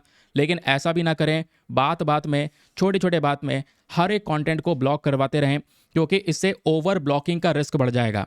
जब ओवर ब्लॉकिंग करेंगे तो सोशल मीडिया प्लेटफॉर्म्स भी कंफ्यूज होंगे, जहाँ पर एक लीगल कंटेंट को भी गलती से, जानबूझ के नहीं तो गलती से, मिस्टेकन से यहाँ पर उसको रिमूव किया जा सकता है। तो इस वजह से इसका ध्यान रखिए। ठीक है, क्लियर हो गया। तो ये था यहाँ पर हमारा एक और आर्टिकल जो डिटेल से आपके न्यूज़ आर्टिकल के साथ साथ विद प्रॉपर नोट्स भी समाप्त हो चुका है। चलिए दोस्तों, मेक श्योर क्या करो यार, वीडियो पे लाइक का बटन है, प्लीज़ आप उसको प्रेस कर सकते हैं, बहुत ही ज़्यादा ज़रूरत है आप लोगों की। हम लोग यहाँ पर एक टारगेट रखते हैं 5000 लाइक्स का, आप सब लोग मिलकर सपोर्ट कर सकते हैं। साथ ही साथ में मेक श्योर करें डेली बेसिस पे इन वीडियोज़ को पाने के लिए, पढ़ने के लिए चैनल को सब्सक्राइब करके रख लें। ठीक है, क्योंकि डेली ये वीडियो चाहे कुछ भी हो डेली अपलोड होते हैं आपके सामने। ठीक है, चलिए दोस्तों अगले न्यूज़ आर्टिकल पर आते हैं। हम थोड़ा सा रॉकेट साइंस के बारे में बात करने वाले हैं। इसरो के रॉकेट साइंस के बारे में समझाऊंगा, कुछ टेक्नोलॉजी के बारे में बात हो रही है आज हमारे न्यूज़पेपर में। अगर आपने अखबार देख लिया है वेल एंड गुड, नहीं देखा है तो पेज नंबर 5 पे चले जाना आज के अखबार में। ये आपको देखने को मिलेगा पेज नंबर 5 पे, ये वाला टॉपिक। इस टॉपिक में से आपको पढ़ना क्या है, देखो इस टॉपिक के अंदर ये टॉपिक हमारा GS paper number 3 science and technology के लिए इंपॉर्टेंट है। दो प्रकार के इंजन्स के बारे में बात हो रही है, पहला है क्रायोजेनिक, दूसरा है सेमी क्रायोजेनिक। आज मैं आपको ये क्रायोजेनिक वाला कॉन्सेप्ट सरल भाषा में समझाने की अपनी पूरी कोशिश करने वाला हूँ। सुनिए, पहले हम ये पढ़ क्यों रहे हैं ये भी तो पता होना चाहिए ना। तो हुआ क्या है, इसरो के प्रोपल्शन कॉम्प्लेक्स ने रिसेंटली जब मैं बात करता हूँ तो फ्राइडे की बात कर रहा हूँ, मतलब परसों, एक टेस्ट कंडक्ट किया। कहाँ पर? तमिलनाडु के अंदर महेंद्रगिरी में। ये आपको देखने को मिल जाएगा, हम इस पर्टिकुलर टेस्ट की बात कर रहे हैं। यहाँ पर इन्होंने सेमी क्रायोजेनिक इंजन की टेस्टिंग की है और बताया जा रहा है कि जो इसरो है, इन्होंने सेमी क्रायोजेनिक इंजन के अंदर में एक नया डेवलपमेंट हासिल कर लिया है। अब ये सेमी क्रायोजेनिक इंजन जो हम तैयार कर रहे हैं, इसको बनने में समय लगेगा। ये कुछ सेकंड तक टिक पाया है अपनी पावर के साथ में। तो इस इंजन का हम करेंगे क्या बनाकर, इसको हम अपने LVM-3 रॉकेट के अंदर में इस्तेमाल करेंगे। LVM-3 रॉकेट में इस्तेमाल करके क्या होगा, क्योंकि आपको पता है भारत के पास में वैसे तो बहुत सारे प्रकार के रॉकेट्स हैं। ये आपके सामने उन रॉकेट्स का पूरा एक स्ट्रक्चर है, जिसमें सबसे छोटे छोटे सैटेलाइट को लॉन्च करने के लिए हमारे पास में SLV है, स्मॉल सैटेलाइट लॉन्च व्हीकल है, ASLV है, PSLV है। PSLV से हम बहुत सारे सैटेलाइट्स लॉन्च करते हैं, आपको पता होगा, है ना। फिर उसके बाद में GSLV है, जियो सिंक्रोनस सैटेलाइट लॉन्च व्हीकल, ठीक है। ये आप देख पाओगे GSLV Mark 3 आ जाता है, जिसमें हम बोलते हैं LVM Mark 3 launch vehicle Mark 3। ये भारत के पास में अभी तक का सबसे हैवी रॉकेट है, ठीक है। सबसे ज़्यादा हैवी रॉकेट हमारे पास में LVM-3 है, याद रखिएगा। तो LVM-3 को और ज़्यादा मजबूत करने के लिए, इसकी पावर बढ़ाने के ऊपर में यहाँ पे फोकस किया गया है। तो अभी क्या है, इस LVM-3 के अंदर में हम एक इंजन इस्तेमाल करते हैं जो थोड़ा सा पुराना है, ठीक है। जो हम इंजन इस्तेमाल करते हैं इस LVM-3 के अंदर में, उस इंजन का नाम है L110। जो हमने नया इंजन बनाया है उसका नाम है SE2000। तो ये जो इंजन है, ये करंट समय पर पुराने वाले इंजन को रिप्लेस कर देगा, लेकिन इस इंजन में हमें नई बूस्टर्स की ज़रूरत है और नए सिस्टम की ज़रूरत है। तो इस नए सिस्टम में दोस्तों सेमी क्रायोजेनिक इंजन का यहाँ पर यूज़ किया जा रहा है। सेमी क्रायोजेनिक से थोड़ा सा अलग है, मैं आपको उसके बारे में समझाऊंगा कि कैसे ये वर्क करता है। सो डोंट वरी, अभी पहले ये सुनिए, इस आर्टिकल को थोड़ा और एनालिसिस करिए। इसरो ने हाल ही में अनाउंसमेंट किया कि भैया हमने यहाँ तक एक प्रोग्रेस को हासिल कर लिया है और हमने अपना खुद का सेमी क्रायोजेनिक इंजन को डेवलप कर लिया है। ये बात इसरो की साइड से यहाँ पर मेंशन की जाती है, दोस्तों याद रखिएगा, ठीक है। हमें इतनी बात समझ में आ गई कि हाँ भैया हमने सेमी क्रायोजेनिक इंजन बना लिया है। इस क्रायोजेनिक इंजन की जो पावर है वो है 2000 किलो न्यूटन। ये पावर आपको देखने को मिल जाएगी। इस पावर से क्या होगा, इस पावर से दोस्तों यहाँ पर जो LVM Mark 3 नाम का रॉकेट है, इसको और ज़्यादा कह सकते हैं कि पावरफुल बनाया जाएगा। पावरफुल रॉकेट कैसे बनता है, रॉकेट तब बनता है जो जितना ज़्यादा वेट को लेकर जा सके, क्योंकि दोस्तों ग्रेविटी काम करती है पृथ्वी पे। आपको पूरी ताकत से इतने टन्स वेट को ऊपर भेजना होता है अंतरिक्ष में। तो अभी क्या होगा कि जैसे हम ये पूरा नया सिस्टम इसमें इंट्रोड्यूस करते हैं, नया इंजन लगाते हैं, नए बूस्टर लगाते हैं इस रॉकेट के अंदर में, तो इस रॉकेट की कैपेसिटी एकदम बदल जाएगी। करंट समय पर जो LVM-3 व्हीकल है, ये 4 टन के आसपास सामान को लेकर जा सकता है अंतरिक्ष में, ठीक है। जियो सिंक्रोनस ऑर्बिट में लेकर जा सकता है, यानी कि हमारे पृथ्वी से 35,786 किलोमीटर की दूरी पर ये लगभग 4 टन के आसपास कैपेबिलिटी है इसकी, ये सामान लेके जाने की, पेलोड लेके जाने की। लेकिन जैसे हम यहाँ पर ये इंजन बदल देंगे, बूस्टर्स चेंज कर देंगे, सेमी क्रायोजेनिक इंजन इंट्रोड्यूस करेंगे, तो इससे क्या होगा, इसकी जो कैपेसिटी है वो एकदम से 4 टन से सीधा 5 टन हो जाएगी। इमेजिन करो, 4 टन से सीधा 5 टन, तो 5 टन के आसपास ये पेलोड्स को लेकर जा सकेगा हमारे अंतरिक्ष में, नए स्पेस मिशंस को यहाँ पर ये कंडक्ट कर सकेगा। ये कुछ डेटा हमारे इस पर्टिकुलर न्यूज़ आर्टिकल में है, लेकिन अगेन जैसा मैंने आपको बताया है, केवल न्यूज़ आर्टिकल इम्पॉर्टेंट नहीं है। न्यूज़ आर्टिकल के साथ साथ बेसिक नोट्स भी तैयार करने हैं। नोट्स कैसे तैयार करने हैं, ये देखो बगल में छिपा हुआ दिख रहा है, आइए मैं आपको पढ़ाता हूँ इसके बारे में कि ये इंजन क्या है, इसके डेवलपमेंट के बारे में कुछ बेसिक डेटा को हम लोग समझते हैं, ठीक है। तो दोस्तों यहाँ पर सबसे पहले इसका इंट्रोडक्शन सुनिए। जो इंडियन स्पेस रिसर्च ऑर्गेनाइजेशन है, इन्होंने एक मेजर ब्रेक थ्रू को अचीव किया है, जो हम लोगों ने अभी यहाँ पर समझ लिया है। सो डोंट वरी, इसमें और कुछ एक्स्ट्रा इन्फॉर्मेशन आपके लिए नहीं है। अब आगे सुनना और क्या क्या बताया जा रहा है। जो इंडियन स्पेस रिसर्च ऑर्गेनाइजेशन है, इन्होंने सेमी क्रायोजेनिक इंजन डेवलप कर लिया है। ये एक ऐसा इंजन है जिसमें हम एक टेक्निक का इस्तेमाल करने वाले हैं। और इस पूरे इंजन के अंदर में लिक्विड ऑक्सीजन और केरोसिन का यूज़ किया जाएगा। ध्यान रखना, लिक्विड ऑक्सीजन एंड केरोसिन का इसमें इस्तेमाल करने वाले हैं, जिससे इस पूरे रॉकेट को पावर मिलेगी, जिसको अंतरिक्ष में भेजा जाएगा। तो ये टेस्ट कंडक्ट किया गया। टेस्ट 2.5 सेकेंड तक यहाँ पर ये परफॉर्मेंस दे पाया है और उसके बाद में बंद हो गया है। इसको मेंटेन करने के लिए अभी बहुत सारे सिग्निफिकेंट इंप्रूवमेंट्स की आवश्यकता है, जो धीरे धीरे करके हमारे पास में आते रहेंगे। लेकिन ये इंप्रूवमेंट करना और ऐसा सीधा 4 टन से 5 टन की कैपेबिलिटी पे लेकर आना, ये हमारे लिए ज़रूरी बहुत है, क्योंकि इससे भारत के जितने भी फ्यूचर मिशंस हैं, डीप स्पेस मिशंस हैं, ह्यूमन स्पेस फ्लाइट है, कमर्शियल सैटेलाइट्स अगर हमें लॉन्च करनी है अंतरिक्ष के अंदर में, तो ये सारी सैटेलाइट्स वगैरह भी लॉन्च कर पाएंगे। और भविष्य के बड़े बड़े मिशंस, चांद पे मिशंस लॉन्च करने हैं, जहां पर भी हमें दूर जाना होगा, वहां पे हम दोस्तों इसी जियो सिंक्रोनस सैटेलाइट लॉन्च व्हीकल का इस्तेमाल करते हैं, याद रखिएगा। ठीक है, GSLV कई बार यहाँ पे बोल देते हैं, लेकिन यहाँ पे हम बात कर रहे हैं LVM-3 की। तो ये जो लॉन्च व्हीकल मार्क 3 है, स्पेशली हम इसकी बात कर रहे हैं। ये और भी ज़्यादा हैवी है, इसमें और भी बहुत सारे डेवलपमेंट्स करे गए हैं। अब ये तो सब कुछ आप यहाँ पे भी पढ़ चुके हो। अब बात ये आती है, क्वेश्चन ये आता है, सर सेमी क्रायोजेनिक प्रोपल्शन होता क्या है, काम कैसे करता है? ये तो हमने अभी भी नहीं समझा।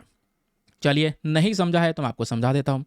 सेमी क्रायोजेनिक जो इंजन होगा, देखो एक होता है क्रायोजेनिक एंड एक होता है सेमी क्रायोजेनिक। पहले समझो क्रायोजेनिक वाले इंजन की, जो नॉर्मली यूज होता है।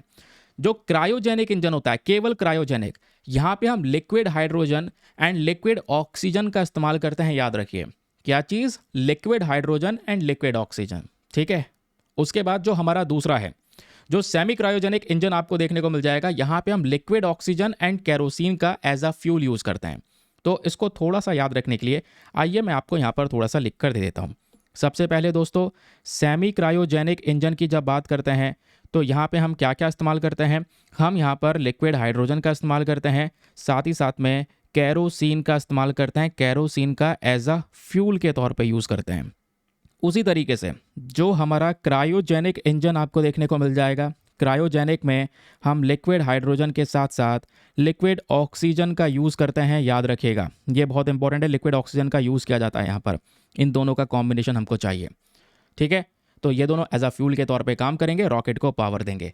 बट इस पर्टिकुलर क्रायोजेनिक, क्योंकि एक जो वर्ड आप देख पा रहे हो क्रायोजेनिक, तो दोनों में एक पूरा क्रायोजेनिक है जहाँ पे हाइड्रोजन ऑक्सीजन दोनों इस्तेमाल हो रहा है, एक सेमी क्रायोजेनिक है जहाँ पे केवल लिक्विड ऑक्सीजन का इस्तेमाल कर रहे हैं, हाइड्रोजन नहीं, यहाँ पे केरोसिन का यूज़ हो रहा है। हाइड्रोजन केवल और केवल जलाने में मदद करेगा, क्योंकि ऑब्वियस सी बात है, देखो आप जब यहाँ पर तेल रखोगे, केरोसिन क्या एक ऑयल की तरह काम करेगा। अब केरोसिन को एज अ फ्यूल इस्तेमाल करना है तो केरोसिन को बर्न करना पड़ेगा। गाड़ी चलती कैसे? आप तेल डालते हैं, तेल को बर्न करना पड़ता है। तो बर्न करने के लिए ऑब्वियस सी बात है, एक ऑक्सीडाइजर की ज़रूरत है। आप मुझे बताओ, एक जगह पे आप बिना किसी ऑक्सीजन के, बिना ऑक्सीजन के कहीं पर आग जला सकते हैं? नहीं। आग जलाने के लिए, कंबस्चन के लिए, पावर देने के लिए ऑक्सीजन चाहिए नहीं चाहिए? तो यहाँ पर हम क्या करते हैं, ऑक्सीजन को एज अ ऑक्सीडाइजर इस्तेमाल करते हैं।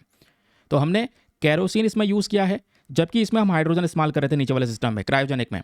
तो हमने केरोसिन इसमें इस्तेमाल किया सेमी क्रायोजेनिक में। और केरोसिन को जलाने के लिए हमें जो ऑक्सीजन चाहिए, वहाँ पे हमने लिक्विड ऑक्सीजन का इस्तेमाल किया है, याद रखना। तो ये ऑक्सीजन एज ऑक्सीडाइजर वर्क करेगा, केरोसिन को जलाने में मदद करेगा। देन उसके बाद में हमारे जो मिशन है वो कंडक्ट हो पाएंगे, जो रॉकेट है उसको पावर मिल पाएगा।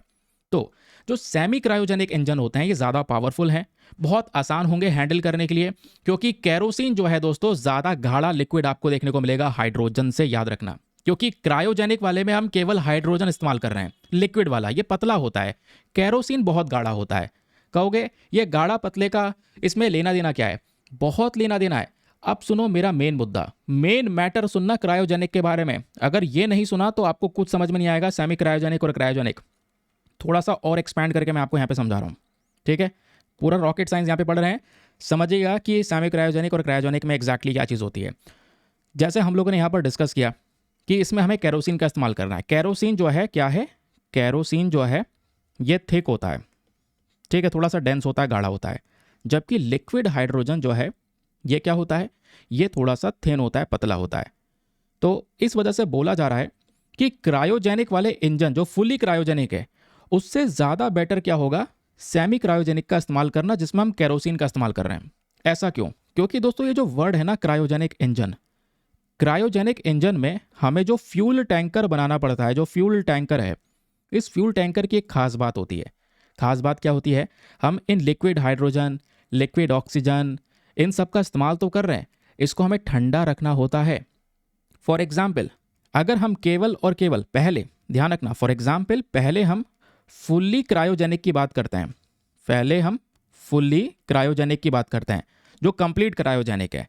तो कंप्लीट क्रायोजेनिक में क्या होता है, हमें बहुत ही लो टेम्परेचर पर, जब मैं बात करता हूँ लो टेम्परेचर मतलब मैं माइनस वाले टेम्परेचर की बात कर रहा हूँ, यानी ठंडा टेम्परेचर। तो लो टेम्परेचर में हमें रखना पड़ता है। हाइड्रोजन को, ध्यान रखना, फिर से मेंशन कर रहा हूँ, हाइड्रोजन को हमें -253 डिग्री सेल्सियस पर रखना पड़ता है, -253 डिग्री सेल्सियस। और जो ऑक्सीजन है इसको हमें रखना पड़ता है -183 डिग्री सेल्सियस। माइनस में है ये, मतलब इसमें तो कुछ भी बर्फ बन जाएगा, तुरंत बर्फ बन जाएगा। लेकिन यही तो क्रायोजेनिक टेक्नोलॉजी है। क्रायोजेनिक टेक्नोलॉजी यही है कि भाई यहाँ पे हमें उस फ्यूल को ठंडा करके रखना है लेकिन बर्फ नहीं बनने देना है। यही टेक्नोलॉजी है जिसको लेकर यहाँ पे कह सकते हैं इंडिया ने थोड़े अपने मिशन लेट किए। आपने मूवी देखी होगी यार, मुझे याद नहीं आ रही, रॉकेटरी मूवी देखी होगी, है ना, नंबी नारायण जी वाली मूवी। वो क्रायोजेनिक के ऊपर में यहाँ पे दोस्तों बहुत ज़्यादा इंपॉर्टेंट रोल पे इस पे फोकस किया गया है।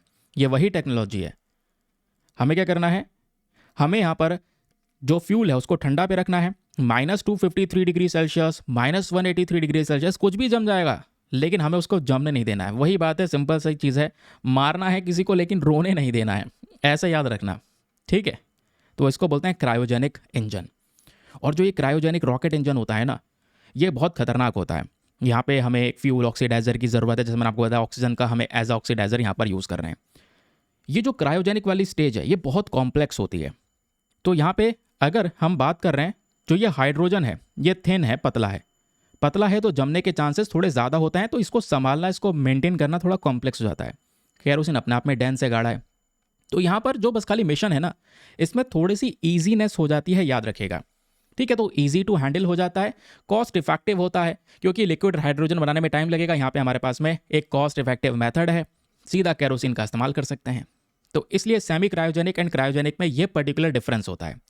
क्वेश्चन यह है, इंडिया सेमी क्रायोजेनिक इंजन को क्यों बना रहा है? क्योंकि हमें ज़्यादा एफिशिएंसी चाहिए, ज़्यादा सामान हमें अंतरिक्ष में भेजना है और एक नया कंपटीशन क्रिएट करना है, क्योंकि दुनिया में बहुत सारी कंट्रीज ऑलरेडी ये कर रहे हैं, जो कर भी चुके हैं, और भारत के लिए ज़रूरी भी है।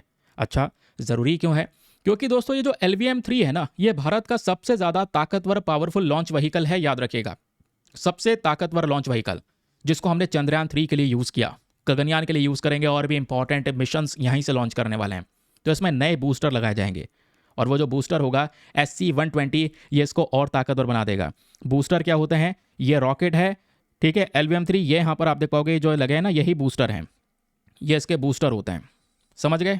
क्लियर हो गया? मज़ा आ रहा है ना? मतलब समझ पा रहे हो अच्छी तरीके से सारी की सारी चीज़ें, क्योंकि ज़रूरी है, समझना बहुत ज़्यादा ज़रूरी है। क्रायोजेनिक को लेकर UPSC क्वेश्चन पूछ चुका है पहले भी, सर्च कर लेना, ठीक है। अब क्या हुआ, आने वाले समय पर बड़े बड़े मिशंस लॉन्च होंगे। भविष्य में हमें लूनार मिशन, मार्स मिशन या दूसरे और प्लैनेट पे जाना है, तो वो सब हम लोग कंडक्ट कर पाएंगे। और इंडिया एक और नई कंपटीशन, नई लिस्ट में ऐड हो जाएगा, क्योंकि ऑब्वियस सी बात है, दुनिया भर में बहुत सारी स्पेस की कंपनीज है जो ये ऑलरेडी ये काम कर रही हैं।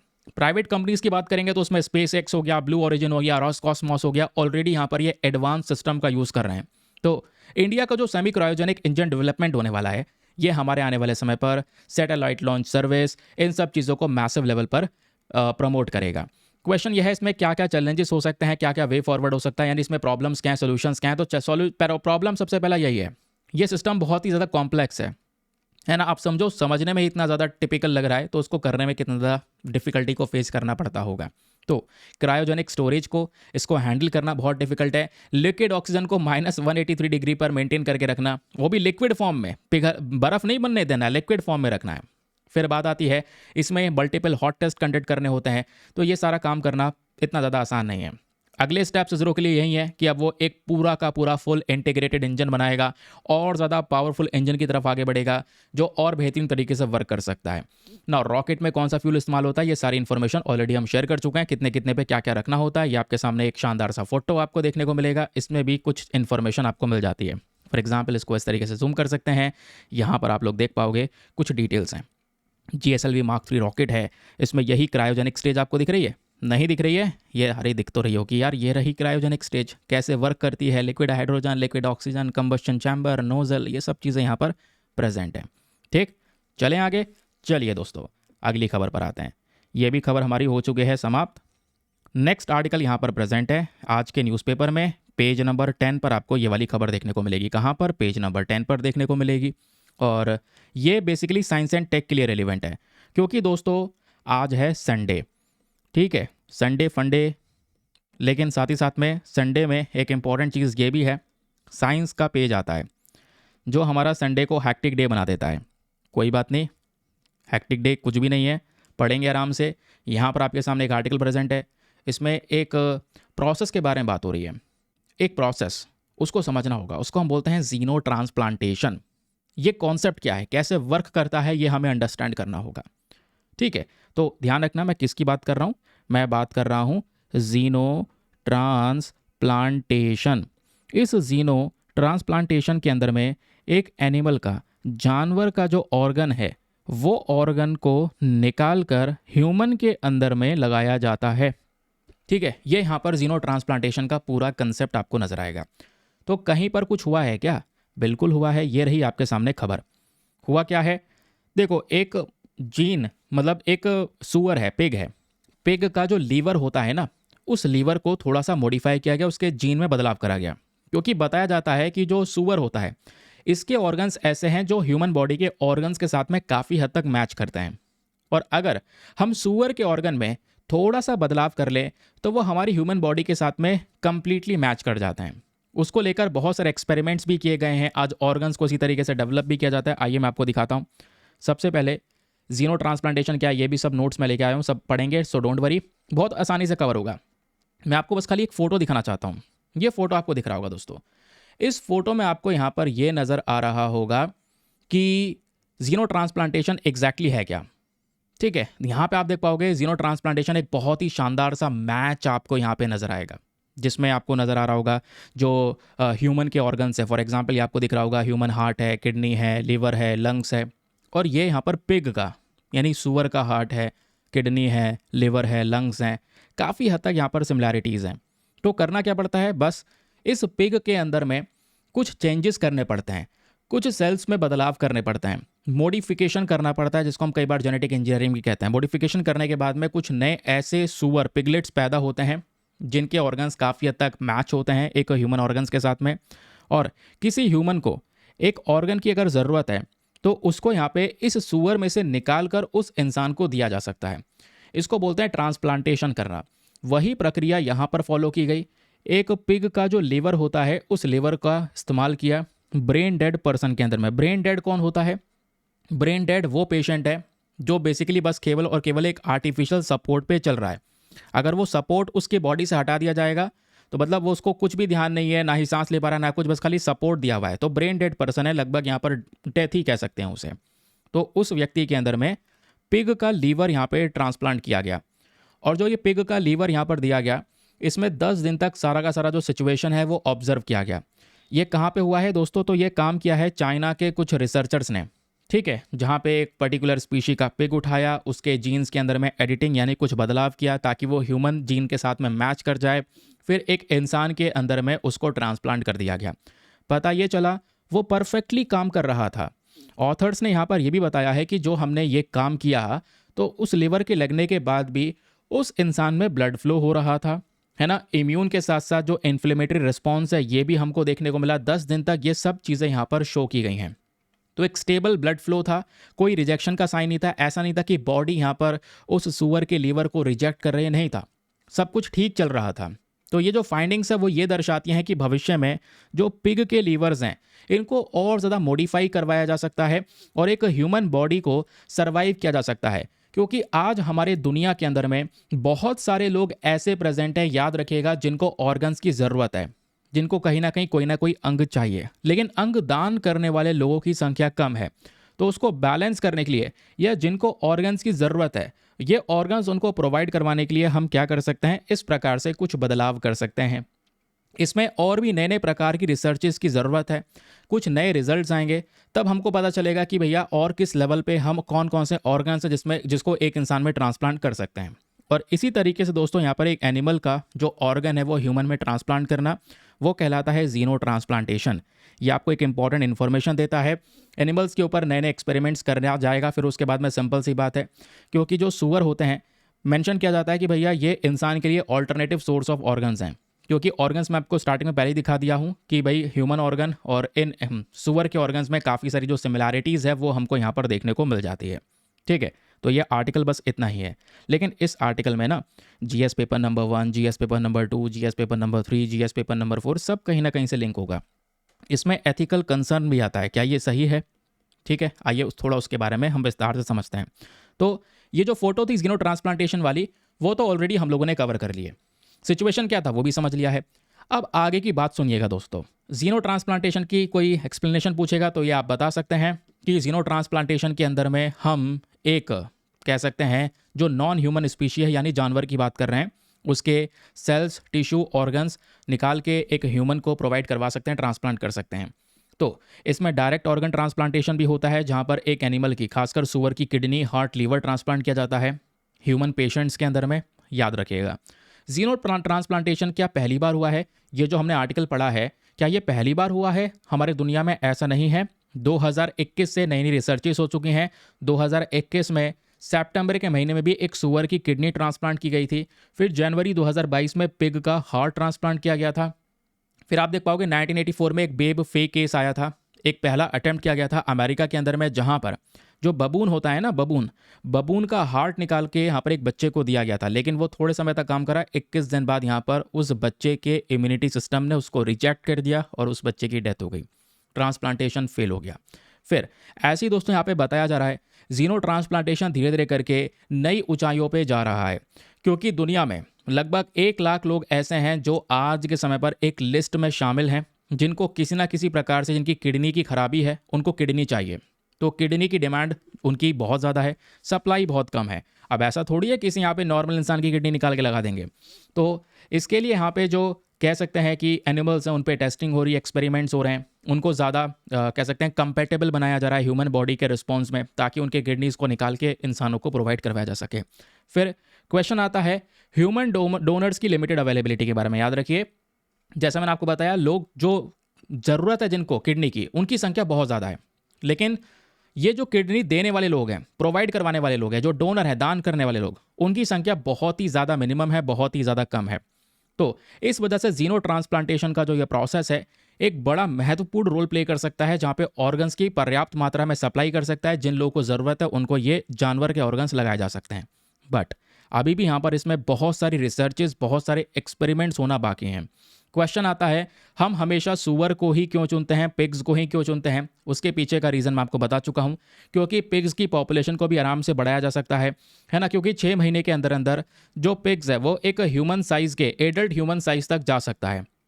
फिर उसके ऑर्गन्स निकाले जा सकते हैं, ये बताया जा रहा है ना? तो फिर उसके बाद पिग के साइज़ को थोड़ा बड़ा छोटा किया जा सकता है ना? उसको ट्रीट करके, उसकी ब्रीडिंग करवा के, तो ऑर्गन साइज़ को यहाँ पे एक ह्यूमन ऑर्गन के साइज़ के साथ में मैच कर सकते हैं, तो किसी भी इंसान को यहाँ पर ये ऑर्गन मिल सकता है। तो ये कुछ चीज़ें यहाँ पर बताई जा रही हैं। लेकिन प्रॉब्लम यह है कि भाई यहाँ पर एथिकल और मेडिकल कंसर्न है, चिंताएं बहुत सारी हैं। सबसे पहली प्रॉब्लम क्या है? एनिमल राइट्स इशू का। जो भाई एनिमल वेलफेयर एक्टिविस्ट हैं, उन्होंने जीनो ट्रांसप्लांटेशन को शुरू से ही अपोज किया है, वो इसके खिलाफ में खड़े हैं। वो ये कहते हैं कि भाई यहाँ पर आप ह्यूमन राइट्स की बात करते हैं, क्या जानवर के पास कोई अधिकार नहीं है? आप जानवर को स्पेयर पार्ट्स के लिए इस्तेमाल कर रहे हैं, उन जानवर को यहाँ पे ज़बरदस्ती ब्रीडिंग करवा रहे हैं, वो भी उनके जीन के अंदर बदलाव करके, फिर उनके ऑर्गन्स निकाल के आप इंसानों को दे रहे हैं। इसमें मेडिकल रिस्क बहुत ज़्यादा बड़ा है। एक इंसान को दिया जा रहा है, भैया उसकी बॉडी ऑर्गन को रिजेक्ट कर सकती है कई बार। और सबसे बड़ा रिस्क है बीमारी का। मान लो किसी पिग को कोई वायरस से का इन्फेक्शन है, उसका ऑर्गन निकालकर इंसान को दे दिया गया, तो यहाँ पर ये जो रिस्क है इस इन्फेक्शन का, वायरस इन्फेक्शन का, वो उस इंसान में भी पहुँच जाएगा। Again which is also a concerning situation. फिर लॉन्ग टर्म इफेक्ट्स क्या होंगे वो नहीं पता, क्योंकि जितने भी हमने ट्रायल करे हैं, कोई व्यक्ति 21 दिन तक जीवित रहा, कोई 15 दिन तक रहा, कोई 28 दिन तक रहा, कोई ज़्यादा जीवित नहीं रहा। तो इसमें ये बहुत सारी प्रॉब्लम्स हमारे सामने प्रेजेंट है। नाउ क्वेश्चन आता है पोटेंशियल शॉर्टेज का। प्रॉब्लम यह है कि आज ऑर्गन का शॉर्टेज है वाकई में, क्योंकि डोनेशन करने वाले लोगों की यहाँ पर संख्या कम है, डिमांड बहुत सारे लोग कर रहे हैं, समझ रहे हैं। बट प्रॉब्लम यही है कि भैया यहाँ पे एथिकल डिलेमा आता है। जो एनिमल हैं, एनिमल के राइट्स की भी बात होनी चाहिए, वो यहाँ पर समझाया जा रहा है। फिर आपको एक कोटेशन दिया गया है, चाहो तो आप इसके ऊपर में कुछ अपने पॉइंट ऑफ व्यूज व्यक्त कर सकते हैं अपने मेंस वाले ग्रुप के अंदर में। कोटेशन ये है, solving organ shortage is animal organ transplantation the future. जो ऑर्गन शॉर्टेज है उसको सॉल्व करना है, उसको सॉल्व करने के लिए जो एक जानवर का ऑर्गन ट्रांसप्लांटेशन है, क्या ये भविष्य है हमारा? इस पर आप क्या विचार व्यक्त कर सकते हैं, ज़रूर से बताइएगा। बाकी हम लोग आगे आते हैं अपने दूसरे पर्टिकुलर आर्टिकल को कवर करने के लिए। तो साइंस एंड टेक पे एक तो ये वाली खबर कवर हो गई। अब आखिरी खबर आती है दोस्तों आज के न्यूज़पेपर की, वो है हमारी मीजल्स को लेकर। ये जस्ट आपको यहाँ पर देखने को मिलेगा, जीएस पेपर नंबर 2 हेल्थ के पॉइंट ऑफ व्यू से इंपॉर्टेंट है। पेज नंबर 10 पे खबर प्रेजेंट है। बताया जा रहा है यूएस के अंदर मीजल्स के केसेस धीरे धीरे बढ़ रहे हैं। जब मैं बात कर रहा हूँ मीजल्स की, दैट मीन्स यहाँ पे हम हिंदी में इसको खसरा कहते हैं। क्या कहते हैं? खसरा। तो ये जो मीजल्स हैं ये 2024 के अंदर अगर आप देख पाओगे तो बहुत सारे केसेस अमेरिका में निकल कर आता है, और अभी 2025 में ये केसेस और बढ़ गए। जो पहला मीजल्स का केस रिपोर्ट किया गया था वो जनवरी 23 में किया गया था 2025, यानी इसी साल की मैं बात कर रहा हूँ। अब क्या हुआ है कि ये जो मीजल्स के नंबर ऑफ केसेस हैं वो धीरे धीरे करके बढ़ रहे हैं। ये वायरस न्यूयॉर्क तक जा चुका है, अमेरिका के 17 अदर स्टेट्स में भी जा चुका है। अलग अलग स्टेट्स में कहीं पर 327 केसेस हैं, कहीं पर 43 केसेस हैं, कहीं पर 301 केसेस हैं, कहीं पर 285 केसेस हैं। तो ऐसे केसेस बढ़ गए। जबकि यहाँ पर यूएसए में मीजल्स के केसेस एक समय पर कम हुआ करते थे। प्रॉब्लम यह है कि ये कहते हैं कि अमेरिका में कुछ पर्टिकुलर ऐसे स्टेट भी हैं जहाँ पे अलग अलग कम्युनिटीज़ करंट समय पर प्रेजेंट हैं। जब मैं बात करता हूँ कम्युनिटीज़ की, तो उनमें से कुछ कम्युनिटी का नाम यहाँ पर बताया जा रहा है। जैसे एक है कम्युनिटी मेनोनाइट कम्युनिटी। तो मेनोनाइट कम्युनिटी को वैक्सीनेशन नहीं दिया गया है मीजल्स का, मतलब वैक्सीनेशन दिया भी गया है तो उन्होंने इनकार कर दिया है।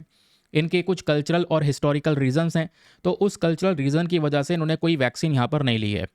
तो ये जो मेनोनाइट कम्युनिटी की हम बात करते हैं, मेनोनाइट कम्युनिटी की जब बात की जा रही है तो दोस्तों याद रखिएगा, इनके मतलब जो बच्चे हैं करंट समय पर, इनमें वैक्सीनेशन ज़्यादा नहीं है। तो इनमें भी खसरे के केसेस लगातार बढ़ते चले जा रहे हैं, क्योंकि खसरे को रोकने का एक सबसे बड़ा सोल्यूशन है वैक्सीन प्रोवाइड करवाना। उनको वैक्सीनेट करना शुरुआत में बच्चों को, क्योंकि बच्चों में ज़्यादा डर रहता है इन मीजल्स का। तो मीजल्स के लिए हमने एक वैक्सीन बनाई है जिसको बोलते हैं MMR वैक्सीन। इसको इसलिए तैयार किया गया है ताकि मीजल्स के इन्फेक्शन को रोका जा सके और बाकी यहाँ पर जो बीमारी है इसको फैलने से रोका जा सके। क्योंकि ये फिर एक इंसान छींकता है, खांसता है, तो उसका इन्फेक्शन दूसरे नॉर्मल व्यक्ति के अंदर भी जा सकता है। तो किसी व्यक्ति को मीजल्स अगर हुआ है, 72 घंटे हो चुके हैं, मतलब 72 घंटे के भीतर भीतर उसको पता चल चुका है मीजल्स है, वैक्सीनेशन अगर वो ले ले तो वो कंप्लीटली ठीक हो जाएगा दोबारा। लेकिन प्रॉब्लम यही है ना, दुनिया में ये वैक्सीनेशन को बहुत कम दिया जा रहा है, या लोगों में अवेयरनेस नहीं है उसके बारे में, जिस वजह से मीजल्स के केसेस बढ़ रहे हैं। ये आप देख पाएंगे, बताया जा रहा है, WHO की रिपोर्ट है कि 13 मार्च को वर्ल्ड हेल्थ ऑर्गेनाइजेशन ने ये बोला कि 1,27,350 मीजल्स के जो केसेस हैं इनको 2024 में रिपोर्ट किया गया यूरोपियन रीजन्स में। केवल अमेरिका तक सीमित नहीं है, यूरोप के साथ साथ सेंट्रल एशिया के अंदर भी लगभग 53 देश ऐसे हैं जहां पर मीजल्स का खतरा बना हुआ है। और ऐसा खतरा हमें 1997 में देखने को मिला था, जो वापस से 2025 में नजर आ रहा है। यूरोपियन रीजन की बात करेंगे तो मीजल्स के जितने भी केस है दुनिया में, उसमें से तीसरा सबसे बड़ा खतरा यहाँ पर बना हुआ है। तो एग्जामिनेशन के लिए मीजल्स के बारे में कुछ बेसिक फैक्ट्स पता होना चाहिए, क्या होता है मीजल्स वगैरह, ये तो हमने सब समझ लिया है। अब आगे की बात सुनिए। जब बात हो रही है यहाँ पर खसरे की, तो ये एक सामने फोटो आपके प्रेजेंट है, इसको याद रखिएगा। खसरे का जो लक्षण वगैरह होता है वो क्या होता है, अगर बॉडी में कुछ ऐसे लक्षण हैं, बुखार बहुत ज़्यादा तेज़ हो रहा है, या फिर शरीर पर लाल दाने हो रहे हैं, है ना, जो हमारे गाल हैं उस पर सफ़ेद धब्बे शुरू हो जाते हैं, नाक बहना, उसके बाद ज़्यादा खांसी आना, आंखें लाल होना, आंखों से पानी आना, ये सारे के सारे खसरे के लक्षण हैं, सिम्टम्स हैं, मीजल्स के लक्षण हैं, याद रखिएगा। ये वर्ल्ड हेल्थ ऑर्गेनाइजेशन की साइट से ये लक्षण यहाँ पर बताए गए हैं, ठीक है। फिर उसके बाद एक फ़ोटो आप यहाँ पर ये भी देख सकते हैं। तो मीजल्स जो है प्रिवेंटेबल है, इसको रोका जा सकता है आराम से अगर ट्रीटमेंट दिया जाए तो। लेकिन साथ ही साथ में ये इन्फेक्शन फैल भी सकता है, एक इंसान से दूसरे इंसान में खांसी छींकने की वजह से ये इन्फेक्शन यहाँ पर दूसरे में पहुँच सकता है, क्योंकि ये एक वायरस की वजह से होता है। तो एक इंसान जिसको यहाँ पर ये वायरल इन्फेक्शन हुआ है, नॉर्मल इंसान के सामने खड़ा है, ये खांस दे या छींक दे, तो इसका जो यहाँ पर वायरस है वो दूसरे इंसान के कॉन्टैक्ट में अगर आता है तो उसको भी मीजल्स होने के चांसेस हैं, ठीक है। बाकी यहाँ पर ये प्रॉब्लम क्या है, इसका सोल्यूशन क्या हो सकता है, वो हमने सब कुछ डिस्कस कर लिया। बट अगर आपको अलग से नोट्स भी प्रिपेयर करने हैं मीजल्स को लेकर, जो कि करने चाहिए, ठीक है, जो कि करने चाहिए, आइए मैं आपको बताता हूँ। वो यहाँ पर कुछ डिटेल्स आपकी यहाँ पर मेंशन की गई है, परेशान नहीं होना है, सारी डिटेल्स आपके सामने प्रेजेंट है। मीजल्स क्या है? हाईली कॉन्टेगियस सीरियस वायरल इन्फेक्शन जो हमारे रेस्पिरेटरी सिस्टम को अफेक्ट करता है। इससे एक इंसान की डेथ तक हो सकती है, जो हमने यहाँ पर अभी पढ़ा। मीजल्स को समझना है तो सबसे पहले इसके कारण समझिए। ये होता है एक वायरस की वजह से, एक ऐसा वायरस जो पैरामिक्सो वायरस फैमिली से बिलोंग करता है। ये डायरेक्ट कांटेक्ट या फिर एयरबॉर्न रेस्पिरेटरी ड्रॉपलेट्स खांसने छींकने से भी दूसरे इंसान में बीमारी फैल सकती है। ये वायरस हमारे बॉडी में रेस्पिरेटरी सिस्टम के थ्रू पूरे बॉडी में फैल जाता है। अगर किसी को मीजल होता है तो जो लक्षण है वो उससे 10 से 14 दिन के बाद दिखाई पड़ने शुरू हो जाते हैं। लक्षण में शुरुआती तौर पे बुखार बहुत तेज़ होगा, फिर उसके बाद में नाक बहना, आंखें लाल होना, पानी निकलना, जैसे मैंने आपको यहाँ पर बताया आंखों से बहुत ज़्यादा पानी बहने लगता है। फिर रैशेस की बात होती है तो बॉडी पे लाल कलर के दाने रैशेस हो जाते हैं, गले पे, नाक पे, गाल पे धब्बे होने शुरू हो जाते हैं। फिर ये कॉम्प्लिकेशंस और बढ़ जाती हैं। मान लो मीजल्स को रोका नहीं गया तो ये समस्याएं इतनी बढ़ जाएंगी, एक इंसान को निमोनिया हो सकता है ना। मीजल्स केसेस में उस इंसान की मृत्यु होने के चांसेस हैं। इंसेफेलिटिस यानी दिमाग में सूजन आ सकती है जिससे दिमाग डैमेज हो सकता है। डायरिया से बॉडी में जो वाटर की कमी, डिहाइड्रेशन हो सकता है। ब्लाइंडनेस हो सकता है कि विटामिन ए डेफिशिएंसी की वजह से यहाँ पर उसको दिखाई देना बंद हो सकता है। क्वेश्चन यह है कि कौन कौन व्यक्ति इसमें सबसे ज़्यादा रिस्क में होते हैं। देखिए, मीजल्स सबसे ज़्यादा खतरनाक किस किस के लिए है? सबसे पहले नॉन इम्यून इंडिविजुअल्स के लिए, वो व्यक्ति जो अनवैक्सीनेटेड हैं, जिनको वैक्सीनेशन नहीं दिया गया है या जिनकी इम्यूनिटी बहुत ज़्यादा कमज़ोर है, ठीक है, वो आपको देखने को मिलेंगे। दूसरा, छोटे छोटे बच्चे जिनके ऊपर वैक्सीनेशन शुरू में दिया जाता है खसरे का, नहीं मिला है तो ऑब्वियस सी बात है यहाँ पर कॉम्प्लिकेशन शुरू हो सकते हैं। प्रेग्नेंट वेमेन हो सकती हैं जिनको खतरा होता है। फिर मेल नॉरिश चिल्ड्रन जिनमें ऑलरेडी कुपोषण की कमी है, मतलब कुपोषण की प्रॉब्लम है, यानी उनको अच्छा पोषण नहीं मिल पा रहा है खाने पीने में, है ना, विटामिन ए डेफिशिएंसी से गुजर रहे हैं, तो ये कहीं ना कहीं प्रॉब्लम्स को और ज़्यादा कॉम्प्लिकेटेड कर सकते हैं। मेल नॉरिश चिल्ड्रन भी यहाँ पर एक बड़ी समस्या है। फिर बात आती है मीजल्स के ट्रीटमेंट एंड प्रिवेंशन के बारे में कि सर इसका सोल्यूशन क्या हो सकता है। तो ट्रीटमेंट मैंने आपको बताया कोई स्पेसिफिक ऐसा नहीं है कोई दवाई दे दो सीधा वायरस को मार देगी, नहीं। आपको यहाँ पे सपोर्ट लेना पड़ेगा, अच्छा न्यूट्रिशन लेना पड़ेगा, एंटीबायोटिक का इस्तेमाल करना पड़ेगा, विटामिन ए का यूज़ करना पड़ेगा। इन सब के माध्यम से आप एक बीमारी के लक्षण को पूरी तरह से हरा सकते हैं, क्योंकि एक बीमारी वही है और उस बीमारी को ठीक तभी किया जा सकता है जब उसके लक्षण को कंप्लीटली हम लोग मार सकें। बात आती है प्रिवेंशन की, तो रोकने में दोस्तों मीजल्स की अलग अलग वैक्सीनेशन का हम इस्तेमाल कर सकते हैं। जैसे मैंने आपको बताया जो मीजल की वैक्सीनेशन है ये यूनिवर्सल इम्यूनाइजेशन प्रोग्राम के तहत भी प्रोवाइड करवाई जाती है। इसमें सबसे इंपॉर्टेंट वैक्सीन है एमएमआर वैक्सीन, जो कि हमने यहाँ पर भी पढ़ा था, आपको याद होगा। एमएमआर वैक्सीन यानी मीजल्स, मम्स, रूबेला। मीजल्स की तरह 2 और बीमारियां हैं, मम्स और रूबेला। इन तीनों को ही टैकल करने के लिए ये वैक्सीन दी जाती है। WHO ने इवन ये भी बोला 95% वैक्सीन कवरेज करना ज़रूरी है अगर हमें ये बीमारी पूरी तरह से ख़त्म करनी है तो। फिर उसके बाद नेक्स्ट पॉइंट आता है कि भाई इंडिया में मीजल्स को लेकर क्या क्या चैलेंजेस हैं। पहला चैलेंज यही है कि भाई बहुत सारी गलत खबरें हैं मीजल्स को लेकर, बहुत सारे मिथ हैं, वैक्सीन की सेफ्टी नहीं है, वैक्सीन इतना खतरनाक हो सकता है, ये सब कुछ है। इस वजह से काफ़ी बार वैक्सीन का कवरेज नहीं हो पाता है। बहुत सारे एरियाज़ ऐसे हैं जहाँ पर वैक्सीन का रेट बहुत ही ज़्यादा कम है, मतलब कि वैक्सीन बहुत कम दिया गया है। फिर इंडिया के अंदर में आपको पता है माल न्यूट्रिशन की एक बड़ी प्रॉब्लम है, बच्चे कुपोषण के शिकार बने हुए हैं। फिर काफ़ी सारी जगह पे साफ़ सफाई ना होना, इससे और भी अलग अलग प्रकार की बीमारियां फैलना, ये कुछ चैलेंजेस इंडिया फेस करता है। ना ही केवल मीजल्स के कॉन्टेक्स्ट में, दूसरे बाकी सारे कॉन्टेक्स्ट में भी। क्वेश्चन आता है आखिरकार गवर्नमेंट क्या कर रही है इन मीजल्स को टैकल करने के लिए। तो मीजल्स से लड़ने के लिए गवर्नमेंट के ढेर सारे मेजर्स हैं दोस्तों। पहला मेजर है यूनिवर्सल इम्यूनाइजेशन प्रोग्राम। याद रखिएगा ये एक ऐसा प्रोग्राम है जो फ्री मीजल्स वैक्सीनेशन देता है। Mission Indradhanush, third one is intensified mission Indradhanush and fourth one is national vitamin A supplementation programme. ये 4 इंपॉर्टेंट मेजर्स हैं या प्रोग्राम्स हैं जहां पे मेन पर्पस है मीजल्स को पूरी तरह से मात देना, क्योंकि हमने कुछ टारगेट सेट कर रखे हैं। और हमने भी ना किया हो तो WHO ने, वर्ल्ड हेल्थ ऑर्गेनाइजेशन ने एक टारगेट सेट किया है जिसमें बहुत सारे देश, इसमें भारत भी शामिल हैं। इसका मेन पर्पस है कि 2030 तक हमें मीजल्स को पूरी तरह से एलिमिनेट करना है, ख़त्म करना है। तो क्वेश्चन यह है किसी ने एलिमिनेट किया या नहीं किया? बिल्कुल किया है। सक्सेसफुल एलिमिनेशन के केसेस में कुछ देश हैं, एग्जाम्पल श्रीलंका और मालदीव्स। ये वो देश हैं जो मीजल्स को पूरी तरह से अपने देश में ख़त्म कर चुके हैं। ठीक है, तो प्रॉब्लम यह है, सोल्यूशन भी है, बस खाली क्या है अच्छी तरीके से उसको इम्प्लीमेंट करना। बाकी तो मैं आपको ये बता ही चुका हूँ कि मीजल्स का जो रिस्क है वो बच्चों में सबसे ज़्यादा आपको देखने को मिलेगा। इवन नवंबर 2024 की हम बात कर रहे हैं, इंडिया में मुंबई में भी मीजल्स के बहुत सारे इन्फेक्शंस हमको देखने को मिले हैं। तो केवल यहाँ पर ये USA की प्रॉब्लम नहीं है, ये प्रॉब्लम दोस्तों यहाँ पर इंडिया की भी है मीज़ल्स की, तो हमें भी यहाँ पर इस चीज़ पे ध्यान देना होगा। ठीक है, तो ये था दोस्तों आज का डिस्कशन। ये हो गई हमारी समाप्ति। आई होप आप लोग अच्छी तरीके से हर एक चीज़ समझ पाए होंगे, रॉकेट साइंस समझ पाए होंगे। फिर उसके बाद में यहाँ पर जो हम लोगों ने एक्सपोर्टल को लेकर इन्फॉर्मेशन समझी है वो समझ पाए होंगे। ये होता है न्यूज़पेपर आपका पढ़ने का तरीका। आर्टिकल पढ़ लो अच्छे से, कोई इन्फॉर्मेशन रह गई है उसको अलग से एडिशनल में बैकग्राउंड नोट्स आप लोग जनरेट कर लो। ये जितनी भी चीज़ हमने बनाई हैं वो सब यहाँ पे अलग से नोट्स में भी जनरेट करके दी गई हैं। बस करना क्या है, वो नोट्स के पीडीएफ को ज्वाइन करने के लिए एक पेड ग्रुप आपको ज्वाइन करना पड़ेगा। वो पीडीएफ बहुत शानदार है जिसका प्रिंट आउट करवा सकते हैं आप। और उस ग्रुप को ज्वाइन करने का मैं आपको बता चुका हूँ।